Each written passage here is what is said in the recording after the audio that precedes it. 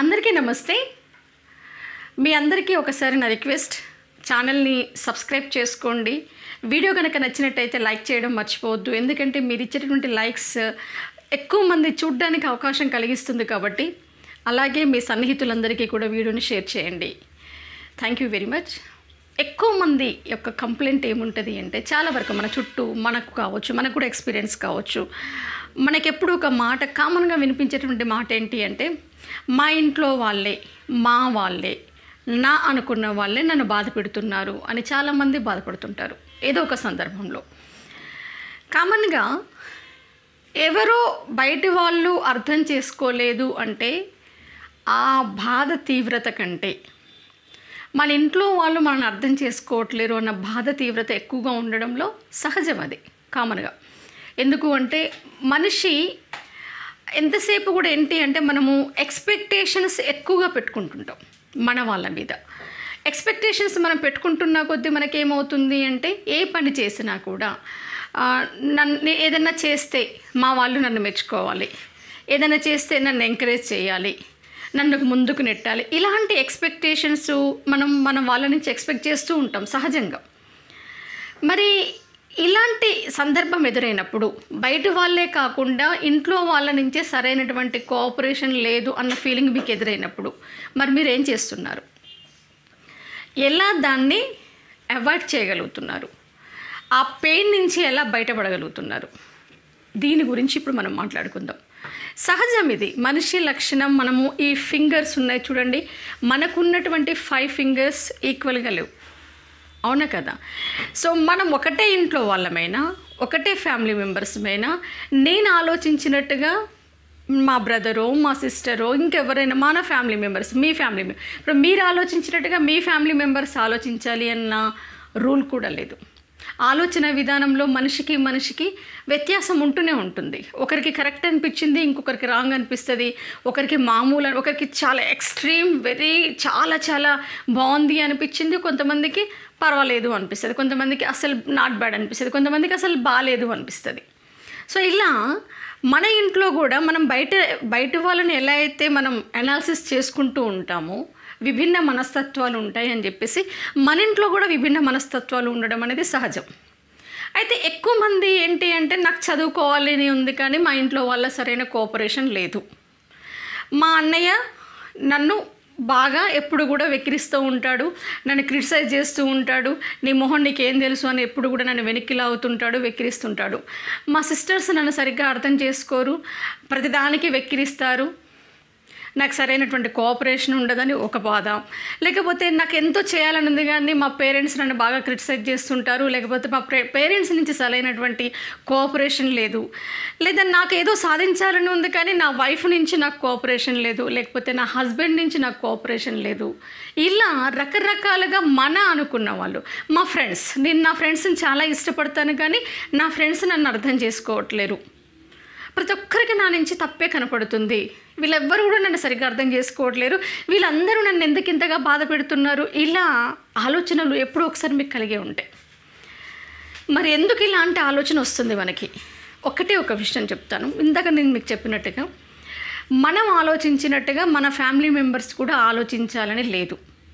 మనకెప్పుడు pain కలుగుతుంది అంటే, మనం చేసే ప్రతి పనిని కూడా ఎవరో ఒకరు ప్రోత్సహించాలి అని కోరుకోవడం వలన, ఎవరో ఒకరు ప్రశంసించాలి అని కోరుకోవడం వలన, ఎప్పుడు మన వెంట ఉండి మనకి మంచి మాటలు చెప్తూ నువ్వు గ్రేట్, నువ్వు చేయగలుగుతావు అని ఎంకరేజ్ చేయాలని కోరుకోవడం వలన, అంటే మనం ఎదుటి వాళ్ళ నుంచి ఎక్స్పెక్టేషన్స్ పెట్టుకోవడం వలన కలిగేటటువంటి బాధ ఇది. మన ఇంట్లో వాళ్ళు కావచ్చు, మన బయట వాళ్ళు కావచ్చు, ఎక్స్పెక్టేషన్స్ అనేటివి ఫస్ట్ మన మైండ్లో నుంచి తీసేయాలి. ఎక్స్పెక్టేషన్స్ అంటే, ఫర్ ఎగ్జాంపుల్, నాకు మీ వర్షన్కి వస్తే, మీకు మీ సిస్టర్ అంటే చాలా ఇష్టం, చాలా ప్రేమను మీరు మీ సిస్టర్ పట్ల చూపిస్తున్నారు, మీ బ్రదర్ పట్ల మీరు చాలా ప్రేమను చూపిస్తున్నారు, మీ ఫ్యామిలీ మెంబర్స్ పట్ల మీరు చాలా ప్రేమను చూపిస్తున్నారు. అది మీ మనస్తత్వం, మీ వ్యక్తిత్వం. మీరు అందరినీ బాగా అర్థం చేసుకుంటున్నారు, వాళ్ళకి ఏ విషయమైనా సరే మీరు ఎంకరేజ్ చేస్తున్నారు, మీరు ప్రోత్సహిస్తున్నారు, వాళ్ళు ఏదైనా మంచి పని చేస్తే మీరు ప్రశంసిస్తున్నారు. అది మీ మనస్తత్వం. మరి నేను ప్రశంసించాను కాబట్టి వీళ్ళు ప్రశంసించాలి, నేను ప్రోత్సహించాను కాబట్టి వీళ్ళు ప్రోత్సహించాలి, వీళ్ళు నన్ను ఎప్పుడూ కూడా నన్ను అలర్ట్గా ఉంచి నా మీద కన్సర్నింగ్ చూపించాలి అని మనం ఎప్పుడైతే ఎదుటి వాళ్ళ నుంచి ఎక్స్పెక్ట్ చేస్తుంటామో అక్కడే మనకి ప్రాబ్లమ్స్ అనేవి స్టార్ట్ అవుతాయి. మనం ఉన్నట్టుగా ఎదుటి వాళ్ళు ఉండాలన్న రూల్ ఎక్కడా లేదు. నీ వర్షన్, నువ్వు చేయాలనుకున్న పని, నువ్వు ఏదైతే చేయాలి, నీలో ఏదైతే పాజిటివ్నెస్ ఉందో దాన్ని ఎక్కడ మిస్ కాకుండా నువ్వు ఎలా ఉండాలి అనుకుంటున్నావో అలా ఉండడమే మన ధర్మం, నీ ధర్మం. అంతేకాని నేను ఇలా చేశాను, మా ఇంట్లో వాళ్ళ నుంచి ఉంటారు, ఎక్కడైనా ఉంటారు, ఇంట్లో ఉంటారు, బయట ఉంటారు. ఇంటి విషయానికి వస్తే ఒక చిన్న విషయం, సరే ఇంట్లోనే సమాన మనస్తత్వాలు లేకపోవడం వల్ల కావచ్చు, ఈ హెచ్చు తగ్గుల వల్ల కావచ్చు, అండర్స్టాండింగ్ సరిగ్గా లేకపోవడం వల్ల కావచ్చు, సమస్యలు ఎదురయ్యాయి అనుకుందాం. మరి ఇంట్లోనే మనం ఫేస్ చేయలేకపోయినప్పుడు, ఇంట్లోనే విషయాలను మనం బ్యాలెన్స్ చేయలేకపోయినప్పుడు సమాజంలోకి వెళ్ళి ఇతరులను ఎలా ఫేస్ చేయగలుగుతాను అని ఒక్కసారి మీకు మీరు ప్రశ్న వేసుకోవాలి. ఎందుకంటే మన నలుగురు మధ్యన, మన 5గురు మధ్యన, మన మా అంటే ఒక 10 మంది అనుకోండి ఇంట్లో. సో ఈ 10 మంది మధ్యన నేను నిలబడగలేనప్పుడు, ఈ 10 మంది నేను ఫేస్ చేయలేకపోయినప్పుడు, నేను బయటకు అడుగుపెట్టిన తర్వాత 10లు, 100లు, 50లు, 1000 మంది ఉంటారు. ఇంతమందితో మీరు మింగిల్ కావాల్సి వస్తుంది, ఒక్కొక్కసారి ఇంతమందికి మీరు ఎదురెళ్ళాల్సి వస్తుంది. మరి ఇక్కడ నేను సక్సెస్ కాలేనప్పుడు నేను సమాజంలోకి వెళ్ళి ఏం చేయగలుగుతాను, సమాజంలో మనుషుల్ని నేను ఎలా పాజిటివ్గా చూడగలుగుతాను, సమాజంలో ఉన్న వాళ్ళని నేను ఎలా అర్థం చేసుకోగలుగుతాను, వాళ్ళ విమర్శల్ని ఎలా తట్టుకోగలుగుతాను, ఇలా ఎవరికి వాళ్ళం ఆలోచించినప్పుడు ఇంట్లో వాళ్ళే లేకపోతే మన వాళ్ళే మనను బాధ పెట్టారు అన్న ఫీలింగ్ అనేది మనకి తగ్గుతూ వస్తుంది.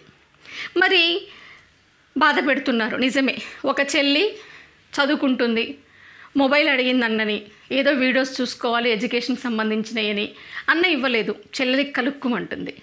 ఒక చెల్లి చదువుకుంటుంది, ఒక అక్క ఎక్కిరిచ్చింది, నీ మొహం నీకు ఏడొస్తుందిలే ఉద్యోగము అని, చెల్లికి మనసు కలుక్కుమంటుంది. లేకపోతే ఒక అక్క ఒక పని స్టార్ట్ చేసింది, ఆ పని చాలా తపనతోటి స్టార్ట్ చేసింది, కానీ చెల్లిలో తమ్ముడు ఎక్కిరించారు, నీ వల్ల ఏమవుతుందిలే అని. లేకపోతే వాళ్ళు స్టార్ట్ చేశారు, పేరెంట్సే వెనక్కి లాగుతున్నారు. సో ఇలాంటి, లేకపోతే ఏదో ఒకటి చేయాలి అనుకుంటున్నటువంటి వైఫ్కి హస్బెండ్ నుంచి సరైనటువంటి కోఆపరేషన్ లేకపోవచ్చు. సో బాగా ఎక్స్పెక్టేషన్స్ పెట్టుకొని నాకు వీళ్ళ నుంచి నాకు కావాలి, వీళ్ళు నా సర్వస్వం, వీళ్ళని నేను ఎక్కువగా ఇష్టపడుతున్నాను కాబట్టి వీళ్ళు నన్ను ఇష్టపడాలి, వీళ్ళని నేను ఎక్కువగా ప్రేమిస్తున్నాను కాబట్టి వీళ్ళు నన్ను ప్రేమించాలి, వీళ్ళని నేను ఎంకరేజ్ చేస్తున్నాను కాబట్టి వీళ్ళు నన్ను ఎంకరేజ్ చేయాలి. ఇలాంటి ఆలోచనలకు ఎప్పుడైతే మనం స్వస్తి చెప్తామో అప్పుడు మీ విల్ పవర్ అనేది పెరుగుతుంది. ఎప్పుడు కూడా ఎవరి మీద ఎక్స్పెక్టేషన్స్ పెట్టుకోవద్దు. మీకు మీరు ఫస్ట్ మనం చేయాల్సింది ఏంటి అంటే, ఎవరైనా సరే కొద్ది దూరం మాత్రమే మనం నడిపించగలుగుతారు, ఎవరైనా కొద్ది దూరం మాత్రమే మనకు వెలుతురు చూపించగలుగుతారు, ఎవరైనా కొద్ది రోజులు మాత్రమే మనకు ప్రేరణ ఇవ్వగలుగుతారు. మీరు ఎదుగుతున్న కొద్దీ మీ లక్ష్యం పట్ల, మీ జీవితం పట్ల ఒక దృక్పథం ఏర్పడ్డ తర్వాత ఎలాంటి అడ్డు పరిస్థితులు ఇంట్లో నుంచి ఎదురైనా, సమాజంలో నుంచి ఎదురైనా తట్టుకొని నెగ్గగలిగే మానసిక దృఢత్వం ఫస్ట్ మీకు మీరు పెంపొందించుకోవాలి. ఎంతసేపు మన పేరెంట్స్ కోఆపరేట్ చేయాలనో, మన బ్రదర్ కోఆపరేట్ చేయాలనో, మన సిస్టర్ కోఆపరేట్ చేయాలనో, ఈ ఎక్స్పెక్టేషన్స్ని ఫస్ట్ ఇంట్లోనే వదిలేయాలి. ఇంట్లో మనుషుల నుంచే మనం ఎక్స్పెక్టేషన్స్ అనే వాటిని వదిలేయాలి. అప్పుడు ఏమవుతుందంటే మనకి ఇండివిజువాలిటీ అనేది డెవలప్ అవుతుంది. స్వతంత్రంగా నేను చేసుకోగలను అనే ధైర్యం వస్తుంది. చేసుకునే ప్రయత్నం మీరు చేస్తారు. కోఆపరేషన్ ఉంటే ఓకే, ఎంకరేజ్మెంట్ ఉంటే ఓకే, ప్రాబ్లం ఏం లేదు. లేనప్పుడు నన్ను నేను ప్రోత్సహించుకోగలను, నా పనులు నేను చేసుకోగలను, ఇంట్లో వాళ్ళు ఎక్కిరించినా కూడా నేను దృఢంగా ఉండగలను. ఇలాంటి మానసిక స్థితి మీరు డెవలప్ చేసుకోవాలి. మరి ఎక్కిరింతలకి విమర్శలకి మరి ఏం చేయాలి? ఇంట్లో వాళ్ళతోటి 24 గంటలు గొడవలు పెట్టుకుంటూ ఉంటారా? అది రాంగ్. వాళ్ళు నవ్వుకోండి, ఎందుకంటే మీ వాళ్ళు, మీరు మా అనుకున్నటువంటి వాళ్ళు. సమాజమే మనం ప్రతిసారి చెప్తుంటారు, మనం వెళ్ళేటువంటి దారిలో రకరకాల మనస్తత్వాలు ఉంటారు, వాళ్ళు అనే మాటల్ని పట్టించుకోవద్ది అని చెప్పుకుంటున్నప్పుడు మన ఇంట్లో వాళ్ళు అనేటువంటి మాటల్ని పట్టించుకుంటే కదా. కాబట్టి వీళ్ళు ఫస్ట్ మీరు మైండ్ని ఎలా సెట్ చేసుకోవాలి అంటే, వీళ్ళంతా వాళ్ళు ఎంకరేజ్ చేయని, వెక్కిరించని, తిట్టని, ఏదైనా చేసుకొని, కానీ మీరేం చేస్తున్నారు? వాళ్ళ పట్ల పాజిటివ్ దృక్పథంతో ఉంటున్నారు, మీరు మంచిగానే ఆలోచిస్తున్నారు. మీరు ఏం ఎక్స్పెక్టేషన్స్ చేయట్లే. నువ్వు ఫోన్ ఇచ్చినా ఇవ్వకపోయినా నేను చదువుకోగలుగుతా, నువ్వు నన్ను బయటకు తీసుకెళ్ళకపోయినా నేను వెళ్ళి నా పనులు నేను చేసుకోగలుగుతా, నువ్వు నన్ను డిస్కరేజ్ చేసినా నేను నా సెల్ఫ్ మోటివేషన్ తోటి నేను చదవగలుగుతా.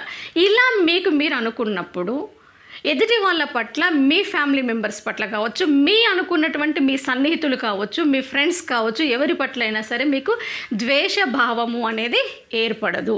వాళ్ళు అలాగే ఉంటారు, బట్ నేను గెలవాలి. ఇది మీ ఆలోచన విధానం ఉండాలి అన్నట్టు. తర్వాత మీరు చేయాల్సింది ఏంటి అంటే, మరి వాళ్ళు అన్నారు అని చెప్పేసి వాళ్ళని విమర్శించుకుంటూ కూర్చోవద్దు.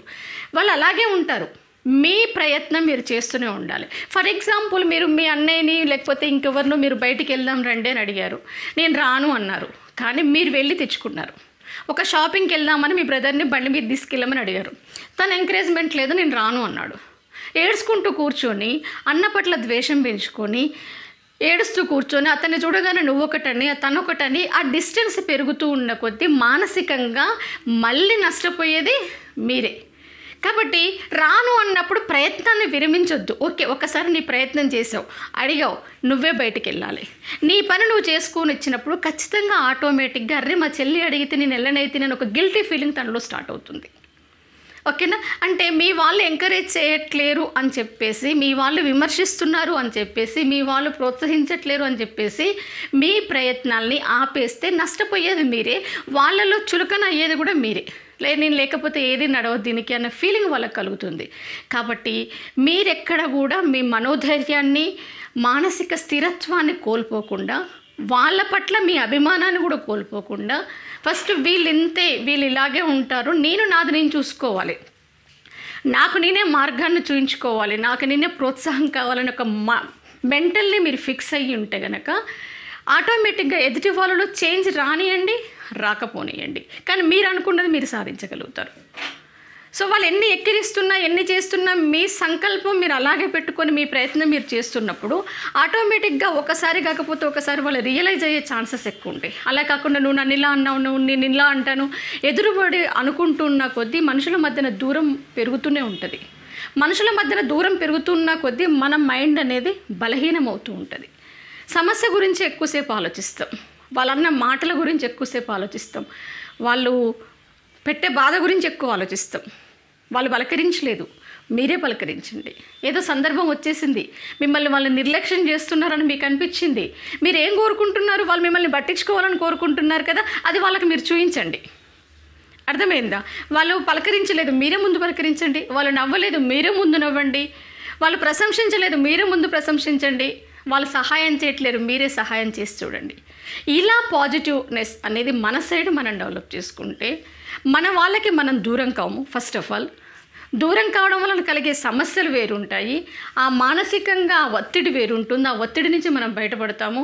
తర్వాత దూరం పెంచుకొని పడే బాధ కంటే అర్థం చేసుకుంటూ అడ్జస్ట్ అయిపోతూ మన మనోధైర్యాన్ని పెంచుకోవడంలోనే గొప్పతనం ఉంది.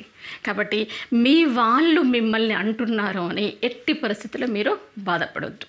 ఇంట గెలిచి రచ్చగెలాలి అన్నారు. ఇంట్లో 4-5 మనస్తత్వాలని మీరు భరించలేనప్పుడు, 4-5 మనస్తత్వాలని మీరు తట్టుకోలేనప్పుడు, బయటికి వెళ్ళిన తర్వాత 100,000 మందిని మీరు ఎలా తట్టుకోగలుగుతారు? ఇది ఆలోచించండి. తర్వాత ఎప్పుడు కూడా ఎక్స్పెక్టేషన్స్ అనేటివి వద్దు, ఓవర్ ఎక్స్పెక్టేషన్స్ అసలే వద్దు. నాకు వీళ్ళు ఇది చేసి పెట్టాలి, వీళ్ళు నన్ను ఎంకరేజ్ చేయాలి, వీళ్ళు నన్ను వెన్ను తట్టాలి, వీళ్ళు నన్ను మెచ్చుకోవాలి. మనిషి ఏంటి అంటే ఒక పని మొదలుపెట్టి చుట్టూ చూస్తుంటాడు. నన్ను కనీసం నా ముందర ఒక 5 ఉంటే అందులో కనీసం 2-3 నన్ను మెచ్చుకోవాలని చూస్తుంటారు. కానీ ఆ 5లో ఒకరికి నచ్చొచ్చు, నువ్వు 2కి నచ్చొచ్చు, అసలు ఎవరికీ నచ్చకపోవచ్చు. అయినంత మాత్రాన నువ్వు చేసే పనిని ఆపేస్తే అది లైఫ్ అనిపించుకోదు. మన లక్ష్యం అనేది వేస్ట్. ఇంకా మనం ఉన్నది ఇంకా మనకంటూ ఒక ఆలోచన ఉంటుంది కదా. నీకు ఎదుటి వాళ్ళకి నచ్చినా నచ్చకపోయినా నీకు నచ్చినటువంటి నీ ఆశయాన్ని నడిపించడంలో నువ్వు ముందుంటే తర్వాత నీ ఆశయాన్ని గుర్తించి వాళ్ళు నీ వెనకొస్తారు.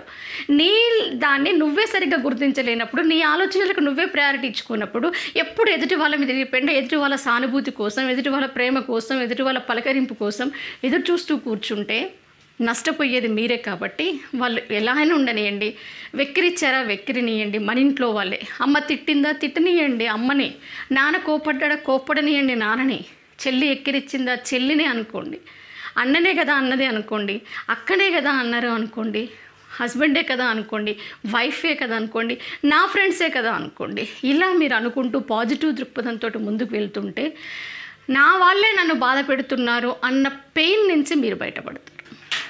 ఆ ఆలోచన విధానం నుంచి మీరు బయటపడతారు.